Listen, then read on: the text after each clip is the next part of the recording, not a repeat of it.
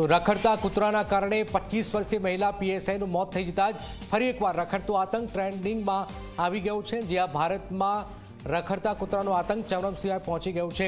સંસદમાં સરકારે આપેલા આંકડા પ્રમાણે દર વર્ષે દેશમાં 37 લાખથી વધુ લોકોને રખડતા કૂતરા કરડે છે।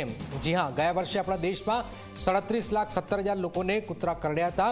એટલે કે સરકારી તંત્ર ભલે રસીકરણ અને ખસીકરણ નામે કરોડો રૂપિયાના ખર્ચ કરતું હોય, પરંતુ આ બધો પૈસો કૂતરાઓના નિયંત્રણ પાછળ ખર્ચાય છે, કેમ કે તે સૌથી મોટો સવાલ છે।